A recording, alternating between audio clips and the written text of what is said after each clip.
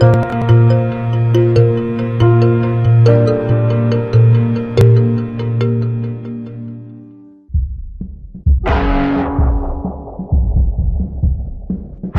computer hacker group Anonymous is claiming tonight that it took down the website of the Federal Appeals Court in San Francisco this afternoon. They took down Senate.gov servers. They've taken down HB Gary. Sony's claiming they did $150 million worth of damage. So many confidential files that tonight, because of these hackers, can be in the hands of anyone. Visa, MasterCard, the PayPal situation. The criminals who hacked into Sarah Palin's private email. The Church of Scientology says Anonymous is a cyber terrorist group of religious bigots. Anonymous and this other group called Lulz Sec.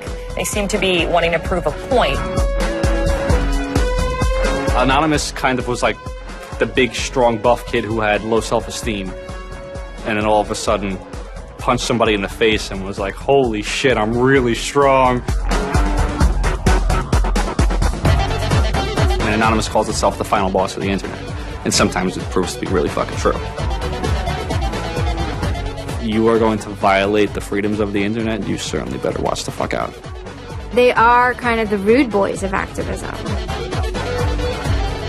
There's a real rough edge to them, which I think also is one reason why they garner so much love and hate from people, too.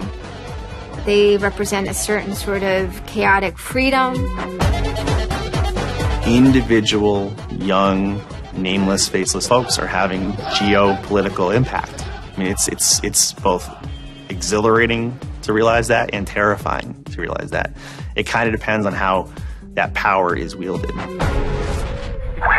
are legion. Please do not forget. Expect us.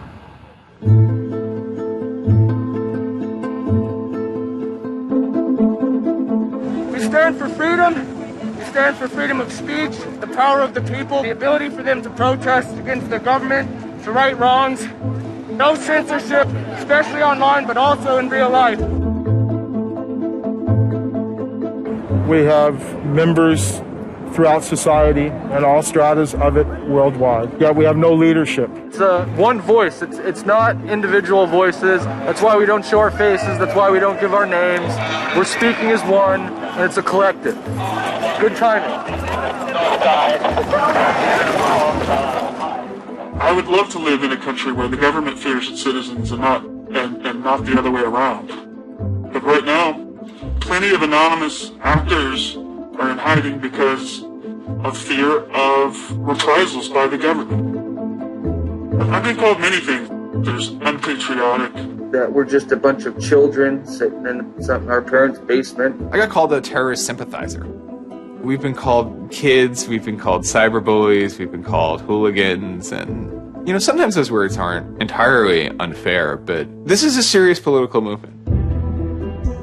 No one, in the general public really seems to get it. What they don't seem to get is that the ability for Anonymous to be everything and anything is its power. Anonymous is a series of relationships, hundreds and hundreds of people who are very active in it and who have varying skill sets and who have varying issues they want to advance and who are collaborating in different ways each day. They're a little bit like a prism or kaleidoscope. They've got many different facets and many different sides. Of course, when you spend enough time with them, you start to get a sort of feel or texture that's not just random, right? Yet it's very multifaceted, very rich, which does span from the quite lighthearted to the very, very serious. Bob Dylan had a line in a song just saying, to live outside the law, you must be honest. They might do something which isn't technically correct, maybe it's not legally correct, but they're doing it for purposes that in their minds at least are ethical. People who know what they're doing, who share an ethos, who have a commitment to exposing and humiliating the man, who have a very low tolerance of lies and what they perceive as evil on the part of overweening power structures. They share information, they share tools and techniques, and they are currently having a very good time. The hacker culture, as we know it, really sprang from one place. It was MIT, and it was specifically the people in the Model Railroad Club, the Tech Model Railroad Club. Hacking originated as humorous pranks. When the guys at MIT put a Volkswagen up on top of the dome of the building, and people woke up and saw the car up there in the morning, or they measured a bridge by the body lengths of somebody. I would say his name was Brian, and discovered the bridge over the Charles River was, 822 Brians.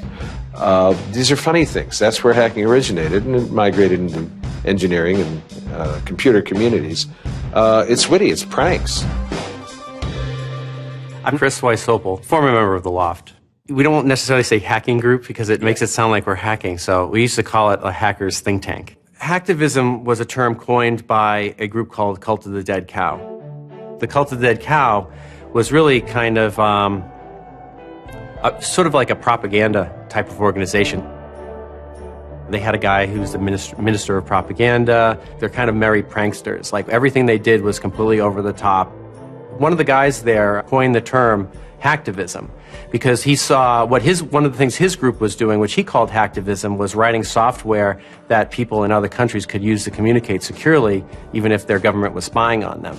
So the principle was freedom of expression. It was everyone should have access to the internet. Everyone should be able to communicate and get their message out on the internet. Even more important in countries where there was repressive regimes, that if you said something against the regime, they would come and take you away, and you weren't saying it anymore. Just like in traditional activism, it spans the full gamut from sit-ins or pickets to actually spiking trees and pouring sand in the engines of construction vehicles. I mean, there's real sabotage. The same thing does all fall under the hacktivism label. There is a spectrum. There's sometimes a strong anarchist flavor to it as well.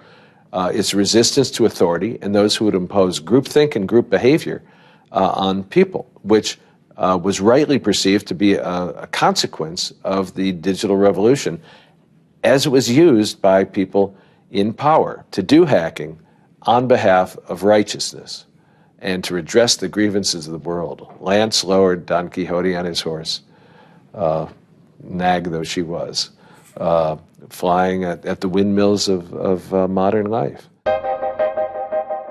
Anonymous grew out of what's known as 4chan. And essentially this is just a website where people can upload images and you don't actually give your name. It's just sort of anonymous. When you look at 4chan, you're often surprised because it looks like a site from like 1995 or something. The idea is very simple. You post a comment and you post a picture. And you can post under your name or anonymously. And it's separated into boards about particular topics. So there's a topic on anime, there's a topic on weaponry. There's like a 4chan board for origami, and you just upload interesting pictures of origami.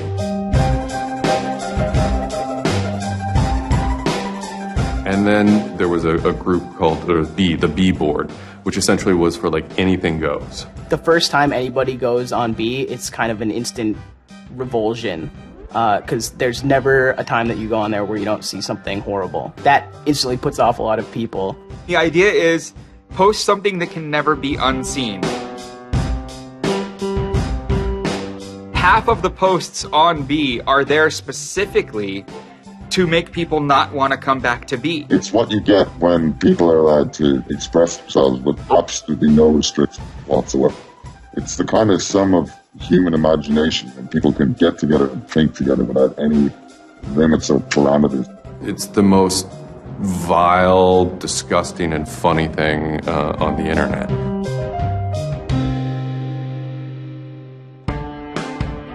One of the important things about 4chan is to have a thread that really explodes and lasts for a long time.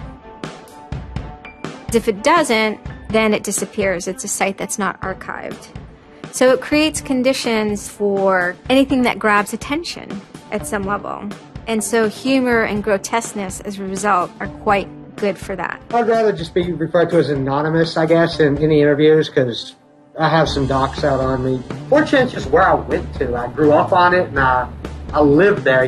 That's just what I did for fun. It takes a thick skin to enjoy it. But, as long as you're not offended, you'll occasionally come into something really cool or really creative on 4chan. I think the most interesting thing about it is how you can watch memes evolve. You'll see something posted one day, and then a week later it's got 50,000 derivatives of it. A meme is basically just an idea. It's kind of like a gene, but in the realm of the idea. A lot of the great internet memes that we all know and love, lolcats, right? Little cats doing funny things, and then they have, Icon has cheeseburger, right? All that stuff seems to start in this like petri dish that is 4chan B-board.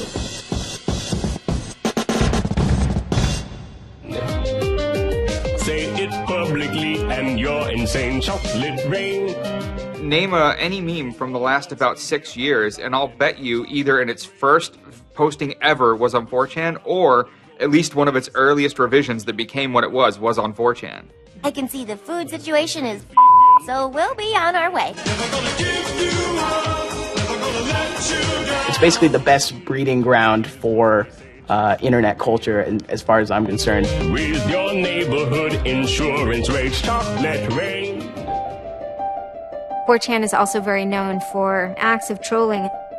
Trolling is a fucking art. Trolling is getting the person you're talking to get as pissed off as they possibly can, and for no reason except for your own enjoyment. Maybe you're trying to illustrate a point, but it's mostly for your own enjoyment. For them, it's funny that like people think the internet is serious business, and if people think the internet is serious business, it's a troll's job to make their life terrible. The idea of anonymous came initially as a joke. I mean, somebody suggested that what if the whole site, what if 4chan, what if B was just one person? And what if that's just one guy called Anonymous sitting somewhere, and you're just reading all these posts by one guy? And it kind of looks like that from the outsider's perspective. I mean, there's no way to tell the difference. It might as well be one guy. Fox News did a very famous segment about it. They call themselves anonymous. They are hackers on steroids, treating the web like a real-life video game, sacking websites, invading MySpace accounts, disrupting innocent people's lives. And if you fight back, watch out. Destroy. Die. Attack. Threats from a gang of computer hackers calling themselves Anonymous. I've had 7 different passwords and they've got them all so far. Anonymous hacked his site and plastered it with gay sex pictures. His girlfriend left him. She thought that I was cheating on her with guys. As long as I can think back, Anonymous have done some pretty off-color things in the name of getting cheap laughs, But, I mean, that's part of the culture. They get what they call lulz. Lulz is a corruption of LOL, which stands for laugh out loud. Anonymous gets big lulz from pulling random pranks.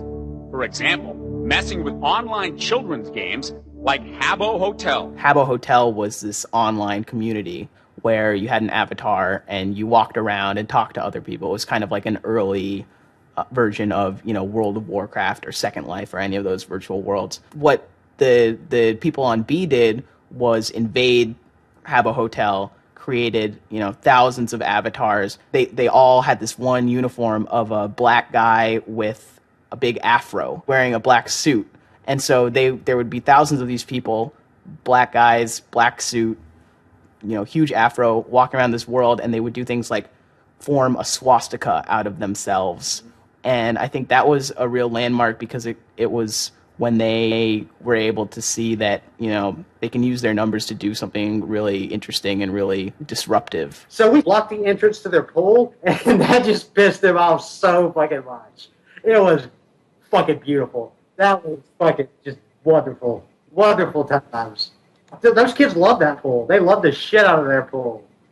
The goal was actually to offend everyone, simply because the idea that we could offend you by drawing a little shape on the screen was stupid to the people involved in it. They were like, really? You're going to get that mad over us just drawing this on the screen? Wow. Well, you need to refocus a little on life because this should not be upsetting you that much. All these different organizations online, whether it's 4chan or just any website, there's typically a community aspect to it. This is where people have their social relationships. This is where their friends are. This is where they have a creative outlet. And so all those aspects are going into groups like Anonymous, where people feel like they're part of a bigger thing and they're able to express themselves within that group. There were certain words, certain phrases, certain ways people respond to things, certain images that were posted that created a pattern, and that pattern was, I guess, the origin of what is now Anonymous. It's like Freemasons with a sense of humor, in so much as they have this common symbology, and one of their chief joys, which is kind of wrapped up in power and secrecy, was the fact that they could recognize each other by referencing these symbols, referencing these phrases. Over 9,000. It's over 9,000! I lost my iPod. Mudkips, anything involving mudkips. So you have this weird sort of international culture developing with people, across the world, wherever they may be. In late 06 and, into early 07, there's a bit of a sea change where instead of just posting a bunch of content or randomly saying we're going to go over to some website and post a bunch of dirty comments against someone, it becomes a little more organized. Welcome to the Hal Turner Show. They went after a guy named Hal Turner. I am being discriminated against because I'm white. Hal Turner was a neo-Nazi who was, big online and had a podcast. I think that the 14th Amendment was not ratified properly, and I think, therefore, it is still okay to have Negroes as slaves in America. The first time I heard about Hal Turner is he was knocking somebody on 4chan.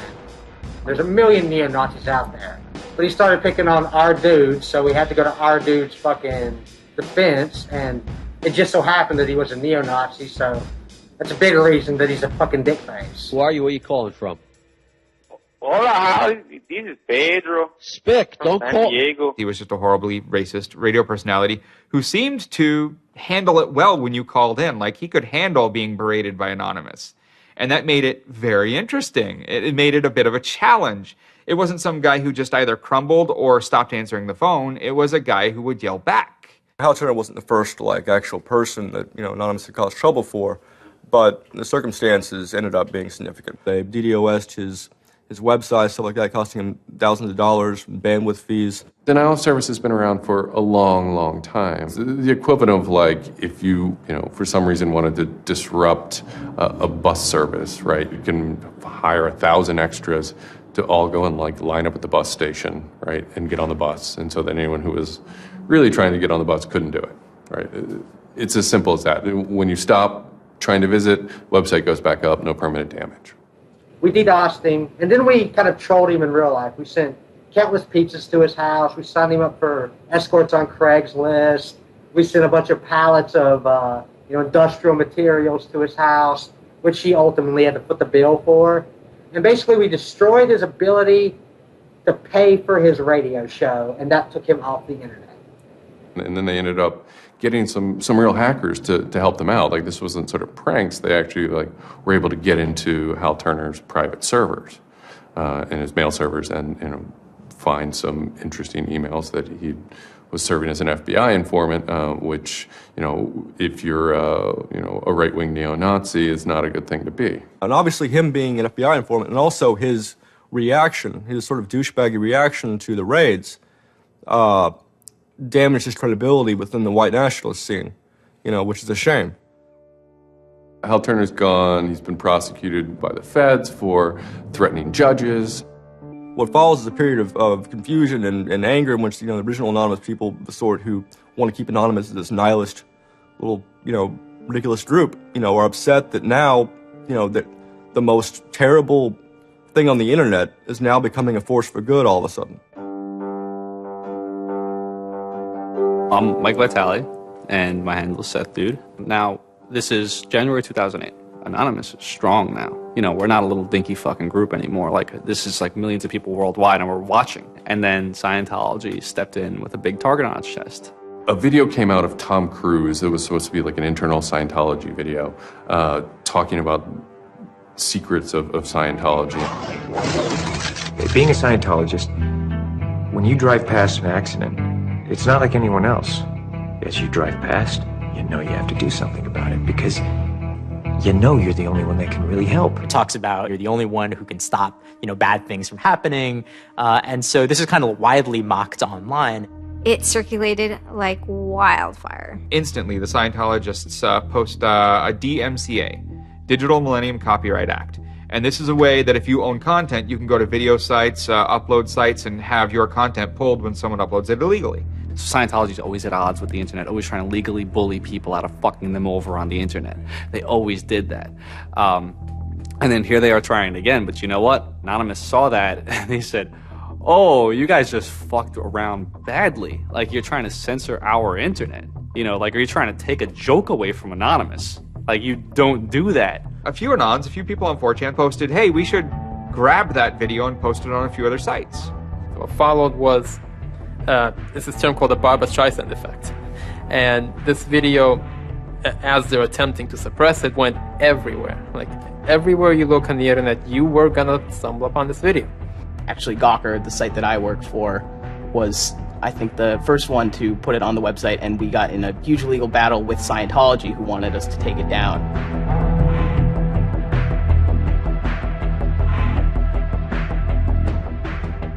Scientology is an interesting target because in some ways it's the perfect inversion of what geeks and hackers value. At so many different levels: science fiction, intellectual property, discourses of freedom, science and technology. It's very proprietary. It's closed. And so in some ways, if you had something like a cultural inversion machine and you stuck geeks and hackers in there, you'd get something that looks a lot like Scientology. So it's quite offensive, and there's a real pleasure in attacking your perfect nemesis. And people who knew what Anonymous was to begin with were like, oh my God, Anonymous is going to go to war with Scientology. This should be really interesting. Especially because it's two weird-ass groups. I mean, I've been an Anon for a long fucking time. I know Anonymous is really strange. They're weird, and the stuff we like is weird, and it's really not mainstream at all. Now you have Scientology. Also really weird. A lot of crazy shit goes down. Anybody on the outside who's seeing this is going, let's watch these two retards fight. Like, both their pants are going to fall down, they're going to triple, and then it's going to hurt everybody, and it's going to be hysterical. And then that's when 4chan kind of reared into action, really reared into action. And they started to troll the Church of Scientology. And this took the form of pranking the Dianetics hotline, ordering pizzas. I go to call them on the phone, and it's busy. And that's their main fucking Dianetics hotline. Their Dianetics 800 number, you can't get through because Anons have completely fucking clogged it. And just probably saying stupid shit. The whole idea was just you call them just to keep them on the phone. What's an Elron? How do I Dianetics my face? They were not expecting that. And they couldn't handle it. I'm Brian Mettenbrink. I had just gone to 4chan just on pure happenstance, and I saw a post about the Scientology thing, and I started looking up stuff, and I'm like, oh, this is actually for a decent cause. I think I'll, do this. Anonymous members have developed a distributed denial of service attack tool called Low Orbit Ion Cannon, which is a name taken from a computer game. Low Orbit Ion Cannon is what's called an end game weapon in Red Alert. All you had to do was literally follow instructions step by step. You do it, you put in the site, you see that the IP is correct, you make sure that all these settings are good, and you hit the button, and off it goes. And what it does is it tells Scientology.org, in this case, it tells them to send their website to my computer about, I think it was 800,000 times in a weekend, and I'm pretty sure I probably took it down myself a couple of times. It felt like you were making a difference, just you yourself, and you didn't even have to leave your home, And one of the guys said, we need to make a video. We have to make a video. Hello, leaders of Scientology. We are Anonymous. When the video came out on January 21st, that was one of the first times that Anonymous, as a culture, started referring to itself as Anonymous as a movement. That video probably changed everything. We are Anonymous. We are Legion. We do not forgive. We do not forget. Expect us. It basically looked like if a computer was going to tell you that he was going to beat the shit out of you, this is what it would look like. That one video really galvanized that moment of innovation. That's exactly like with that video, internet activism, as it's known today, was born. And you just see this consensus forming that it's going to happen. So we made the code of conduct. Don't bring weapons. Dress accordingly. Cover your faces, because they will try and find out who you are and screw with your life. Rule number 17. Cover your face. This will prevent your identification from videos taken by hostiles. Scientology has a history of harassing, stalking, and just generally doing horrible things to its critics.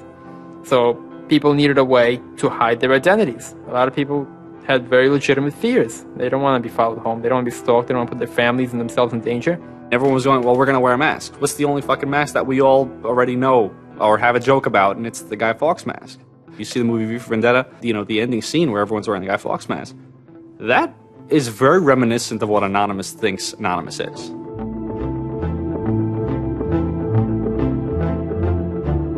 We wanted to represent anonymity in some way when it moved into real life.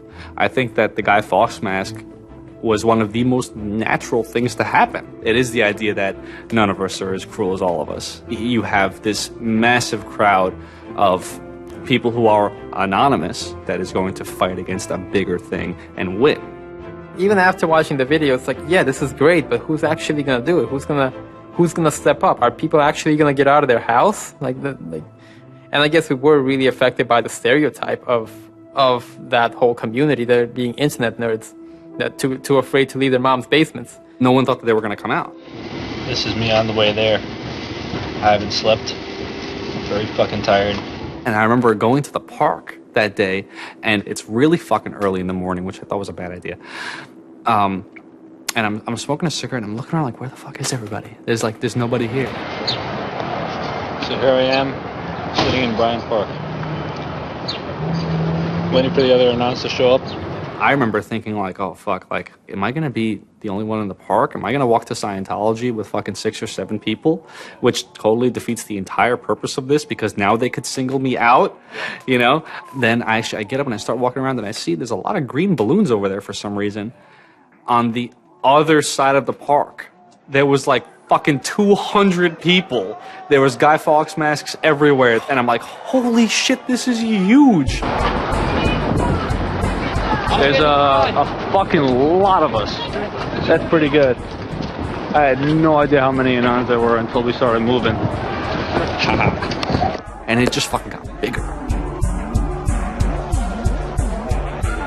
I remember walking through Times Square, and everybody in Times Square was an Anon. This is like a fucking 1,000 person per fucking minute foot traffic area. And everywhere I'm looking, I'm seeing fucking Anon symbols. It was fucking wild. It was really wild.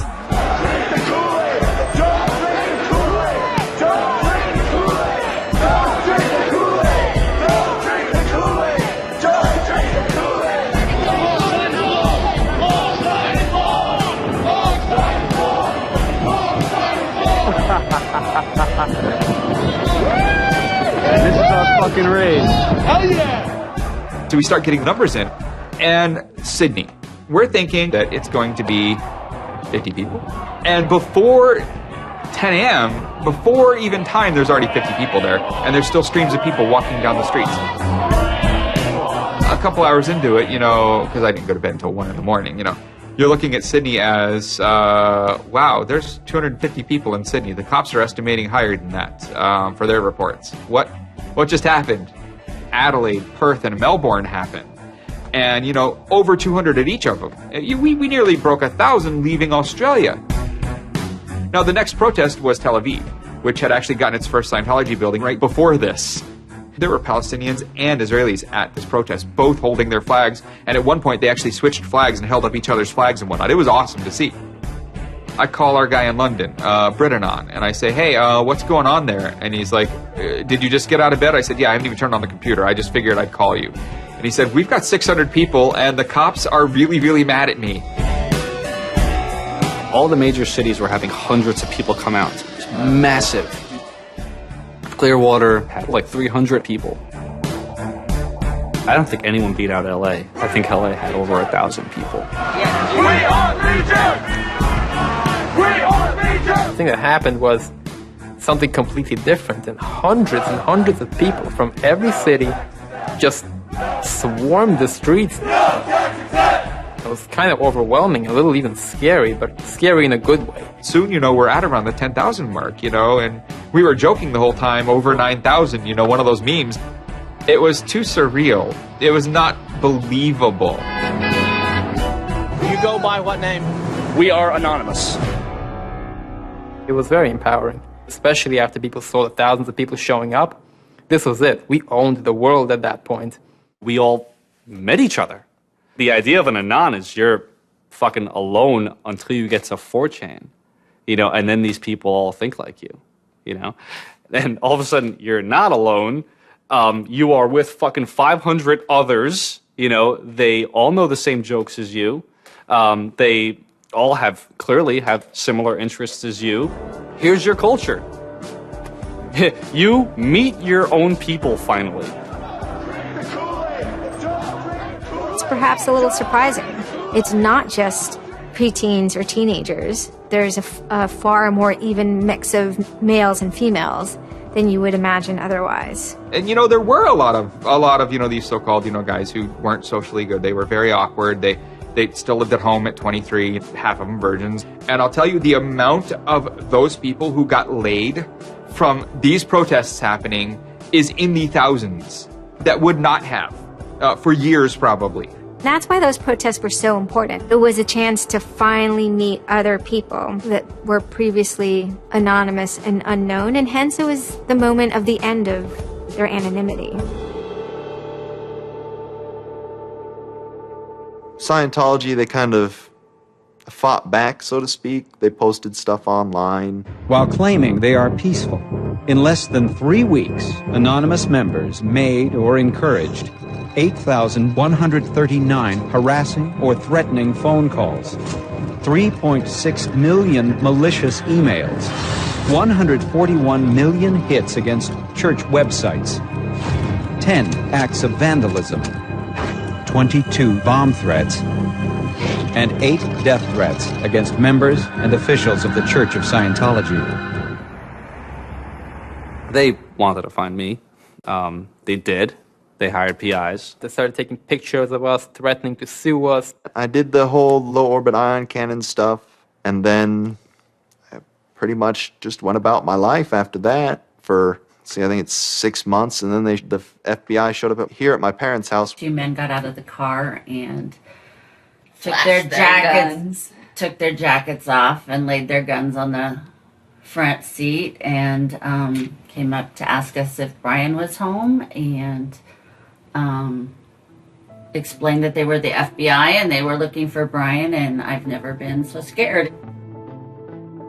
I did the second most damage is what Scientology said. I sent the second most out of everybody. So I got the maximum for my category, which was 1 year in prison and 1 year supervised release. I think, the way I feel is for what I did was one of the most lopsided punishments I've ever read about or heard of. Yeah, I think it's ridiculous, especially the year supervised release where I can't touch a computer for a year. I'm not sure what that's supposed to solve except make my life difficult. So that computer behind me back there, I could go back to prison if I went over and touched it. I'm very proud of what he did. He stood up for what he believed in. I never would even dream of hurting anybody. It's just not me.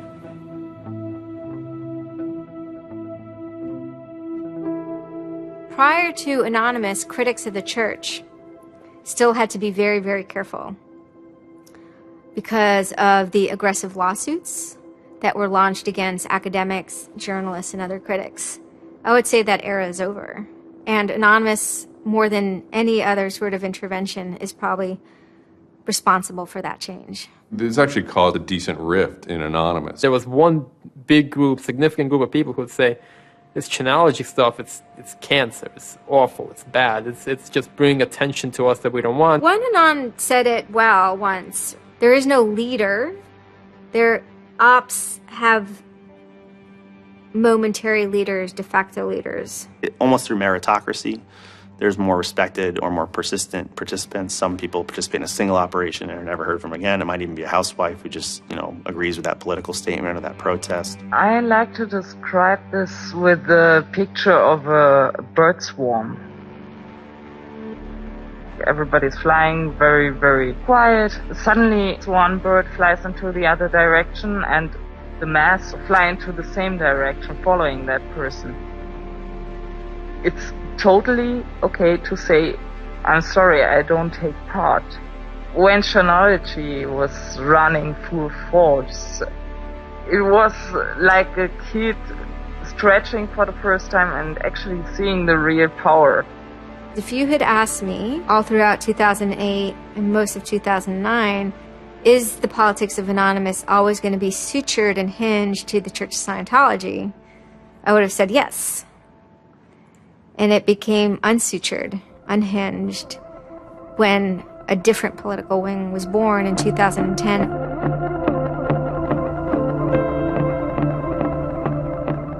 It is our task to find secret, abusive plans and expose them where they can be opposed before they are implemented. The interesting thing about someone like Assange is that he actually also sprang from a hacker culture. It's a mentality of spreading information. Julian was Mendax. He was the greatest hacker that ever walked the face of the earth when I was a kid. I mean, they rumored he could move satellites around in space by hacking into NASA. Maybe it never happened, but it was a myth that kept young kids like me wanting to plug a computer into a modem and see if I can move some satellites around. WikiLeaks is an instantiation of the hacker ethos. Truth wants to be free, and we want to liberate it. WikiLeaks released a huge trove of diplomatic cables. There was a lot of controversy from every quarter of society. The WikiLeaks website released nearly 400,000 secret U.S. files on the Iraq War late today. It was the largest leak of classified U.S. files in history.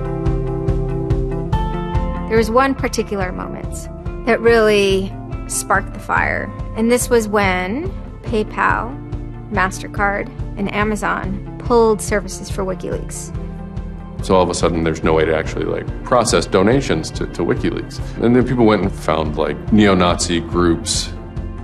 Visa and MasterCard were perfectly fine with you being able to PayPal, being able to make donations to them. But WikiLeaks, no. I think WikiLeaks is doing a good thing. It's just a total hypocrisy. They got their little fucking banking mafia to fuck, WikiLeaks over. People were incredibly angry. There was a real sense of rage. Anonymous DOSed PayPal. They were pissed. The numbers of participants were massive. And they managed over the course of a couple of days to disable the websites of MasterCard and PayPal. It was beautiful. Because what you had is people finally stood up for something.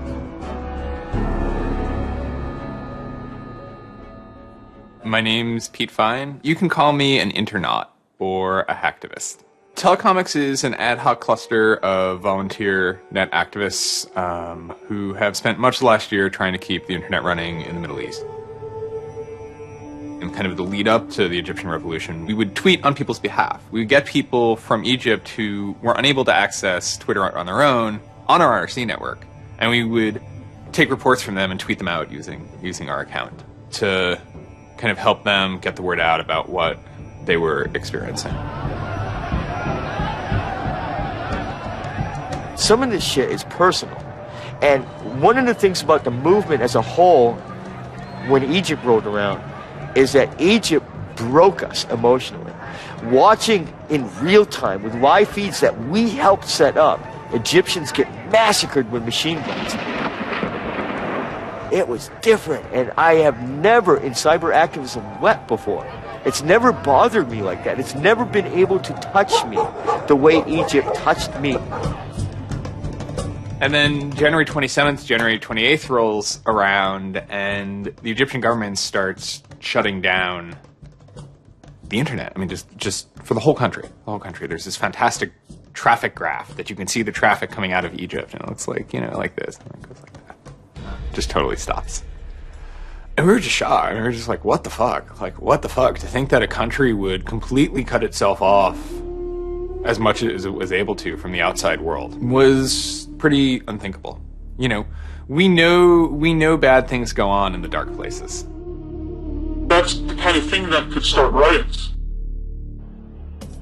I think when Mubarak did what he did, I think it really upset people here as well as in the Middle East. I put myself in their place, and I found myself in a desert of nothingness because he just wiped out everything that my world incorporated.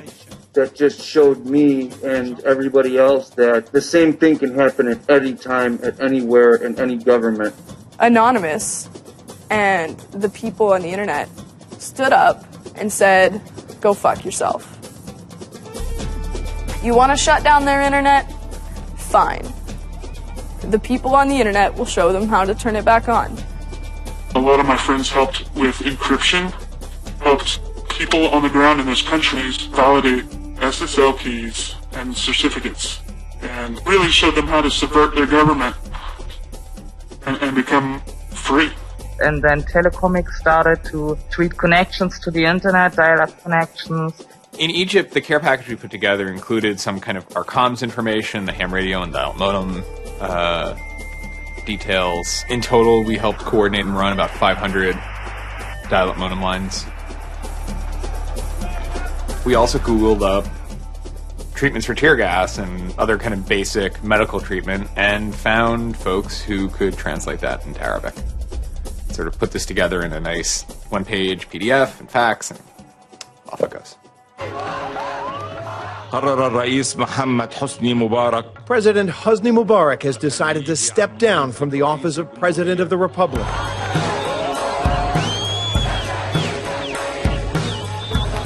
When Mubarak left, it was a hell yeah moment.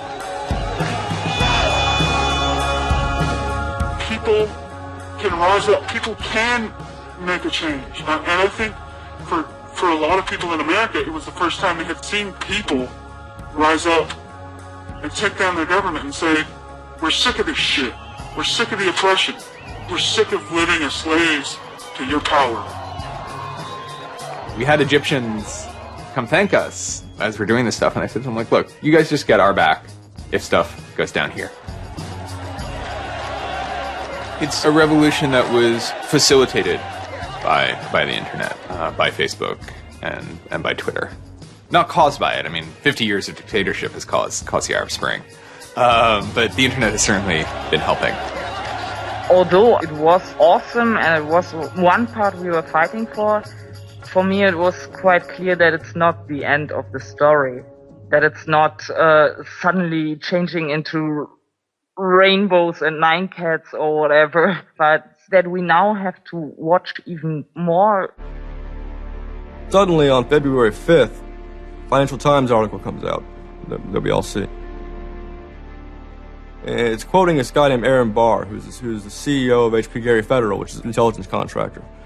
And Aaron Barr is telling his Financial Times journalist, Joseph Menn, that he's been secretly monitoring the AnonOps server where all this is going on, and has done so for several weeks, and using his own custom brand of information operations techniques, has managed to identify the alleged leadership of Anonymous, including 25, quote, lieutenants, unquote, some sort. We have to see this document. Everyone wants to know. We don't need to destroy him. We don't need to destroy his company. So they get it. It was unbelievably easy to get into that network. Now, to put that in hacker terms, Anonymous is a hornet's nest.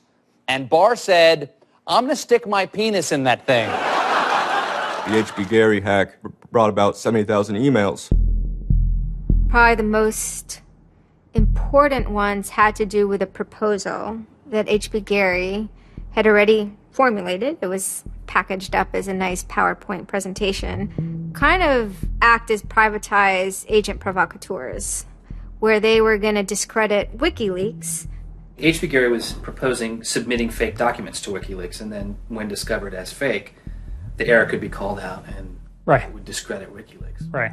So there's a lot of like specifics that I can't talk about. So let me try to answer that though in a general sense. Well, first of all, it's probably no surprise to anybody. I'm not a big fan of WikiLeaks. I think that the broad purpose of trying to get as much information, proprietary or classified information for the government, expose that, is an extremely destructive and dangerous purpose. The proposals involve conducting information war on WikiLeaks and its supporters, creating dissension within WikiLeaks, DDoS attacks. You also wanted to launch cyber attacks on WikiLeaks infrastructure to get information on document submitters. One thing I guess I want to make sure is clear is, none of those activities had actually occurred. In business, there's, when you start proposing or thinking about an idea, there's a brainstorming phase. And somebody says, well, what if, what could we do? What's theoretically possible? Well, still, this was an idea. This was proposed. This was something that you thought about. Right. They also wanted to go on a campaign kind of targeting Glenn Greenwald, who's a reporter for Salon, who's an outspoken kind of critic of the government and supporter of WikiLeaks. It seems like you're trying to attack a journalist here. Yeah, and I don't want to talk too much more about Glenn Greenwald, but other than, what I previously said is, there was never an intent to attack journalists, not on my part. Nor I guess I should say I should generalize that and to say that I would never just outwardly attack a journalist, other than if I felt that there was a journalist in my mind that was acting unethically. That's a fair game for having a public discussion about. They were walking a very fine ethical line at points, and in many cases, the mass opinion is, no, they stepped well past it. I will not support broad theft of information released to the public, because that's nothing but destructive. If somebody has information that's been stolen from them, and whether or not WikiLeaks encouraged the theft of that, or whether or not it was just put in their lap, still they're threatening to release the information that is the private property of another organization. So your choices are to just allow that to happen or to try to stop it. How offensive is too offensive? We've certainly seen a lot of strategy coming out of governments across the world now saying, publicly admitting that they need to develop better offensive strategies in cybersecurity, because defense as a whole, it isn't enough. It never is enough. In the court of public opinion, that took H.B. Gary quickly from being a perceived victim to being a perceived villain themselves. It was becoming harder and harder to distinguish the good guys from the bad guys. And then, kind of seemingly out of the blue, there was something by the name Lulzsec that sailed into the seas. Lulzsec, it's sort of a group, mostly from Anonymous, who, large part of the same people who hacked H.B. Gary. And they decided to form this little group and just carry on operations sort of outside the purview of Anonymous for a while. They hacked whatever they wanted, they released whatever they wanted. It's almost like they had no rules. They just said, this is what we're going to do. We're going to stir up the cart. We're going to make some trouble. We're going to make some waves. And they did. The majority of time, the majority of Anons are not doing anything particularly illegal. When they are, a huge number of them try to do that in a very specific political context. For those people, what Lulzsec was doing, they were funny, but they were attacking random targets. They were breaking the quasi-rules by attacking media. PBS's Frontline runs a documentary mainly focused on Bradley Manning, the alleged leaker to WikiLeaks. And a lot of Bradley Manning supporters didn't like it. They hacked a website putting a story that Tupac and Biggie had kind of escaped the world of celebrity fame and attention and retired quietly and discreetly in New Zealand. Also, when they attacked PBS, that gave me the creeps, As a journalist, I'm not too thrilled with the idea of someone judging that we don't like you to write that.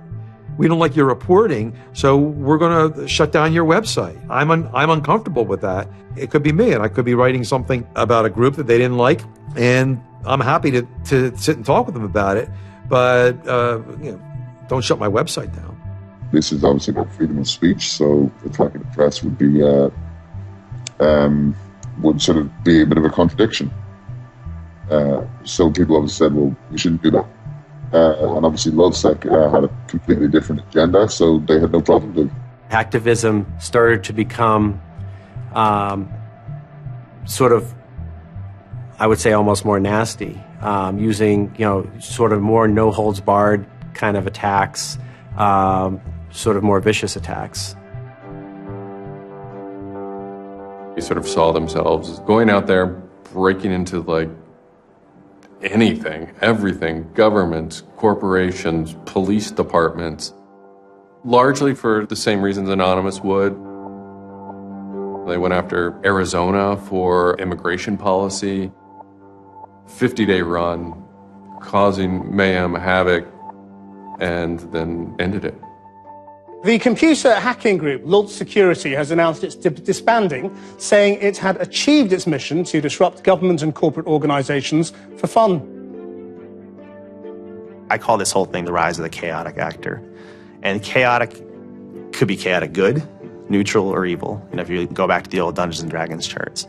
And some people see Anon-Ops initially, let's stick with Anonymous, as chaotic good. They saw Operation Payback, or they saw attacking Scientology, and they say that's good. It's like Robin Hood, right? Chaotic good. Outside the system, but doing something good. Other people saw Anon as chaotic evil, like the Joker. They just want to see the world burn and doing potentially irreparable damage. And the truth is, yes, it's the entire column of chaotic. I'm actually a little less concerned about some of the things LulzSec's done and more concerned about the next generation of LulzSec, the next turn of the crank of who takes it further or is more aggressive. Whoever fights monsters, should see to it they don't themselves become one. Really, as powerful as they seem to be, LulzSec and Anonymous are really small potatoes compared to the bigger operations that are going on that we don't hear about, maybe operations funded by government. 16 people were arrested today, but dozens of FBI agents targeted alleged members of the loose-knit hacking group. Armed with search warrants, agents hit 6 homes in New York, along with locations across the country. The people arrested yesterday were suspected of attacking PayPal's website after the company shut off payments to WikiLeaks. Defenders of the hackers say they're merely engaged in civil protest, but FBI officials worry the disruptive cyber attacks could move in a more dangerous direction. So the FBI shows up at 6 in the morning, and it was really obnoxious. And I remember being frustrated and angry because there was nothing that I had done that would have justified an FBI search warrant.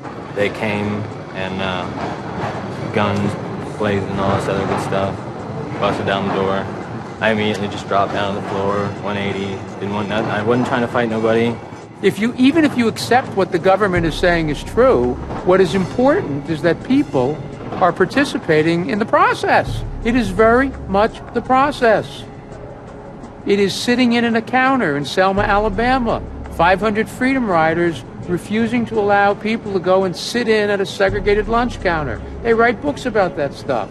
It is demonstrating in a street corner saying no to a war. It's just a different, it's just a different vehicle. It's the same result. There's always going to be legal consequence when you decide to break the law. That comes with the territory. And it would be naive not to expect that. The question is whether the punishment will be proportional to the crime. And I suspect it might not be. People will be watching very closely to see how these cases proceed, on what grounds, and whether there's any room during the trials to think, especially of the denial of service attacks, as a legitimate form of protest. So much of our lives are now configured, at least in part, on the internet. So we better start thinking about how we claim parts of the internet as spaces that we can also protest in. There is a certain online culture that believes in certain values, like freedom of expression. They're against corruption. They're against governments controlling their citizens. And when they see those values harmed in some way by some organization, the hacktivists strike back. I don't think this whole issue is a technical hacking thing. This is more about human philosophy and psychology. What's motivating us? Why is there so much unrest or disenfranchisement or anger that would lead people to want to take matters in their own hands and join these? Whether you think it's bad or not is irrelevant. It's not going away. The part of me that likes the ability to have rapid destabilization and change loves this. The part that knows how powerful it is means it's a force multiplier for good or for evil. And how that power is wielded and how we want to self-regulate is going to be the most deciding factor in if this is a menace or a benefit. I certainly don't think most of the conversations in law enforcement or the government are informed enough to know how to deal with this. I suppose the question you really want to ask is, would I do it again? And honestly, after thinking about it, I felt that I did what was right. I had a belief, I still do, that what I did was the right thing, and hopefully someone got some good out of it. You know, I'd love to think that maybe I stopped someone from joining a cult. You know, probably wouldn't tell on myself next time, but you know, I don't think I would have changed a single thing other than the whole talking to the FBI thing. Just that little Yeah, just the little detail that kind of changed everything. Yeah. I'm angry. Occasionally I have small breakdown moments of terror. But I haven't stopped believing what I believed. I haven't stopped wanting to fight. I haven't stopped caring. Show me what democracy looks like! Show me what democracy looks like! There's a lot of people in Anonymous who feel very deeply and very sincerely about their contribution towards democracy around the world. And I think that's one of the main things that I'm most proud of about Anonymous. There are things that I'm not proud of about Anonymous, but we stand against censorship and we stand against oppressive governments, even our own. It's a very noble thing. And history teaches us that change simply doesn't come with flowers. It doesn't work. No? If they say I'm a criminal, damn, well, then I will be one. I don't care if you're a Democrat or a Republican or an independent or if you like Ron Paul or if you worship pigeons or Scientology or if you're Catholic or atheist or Methodist. I don't care about that. Your opinion matters. I don't care if I disagree with it. I don't care if I hate your guts. Your opinion matters.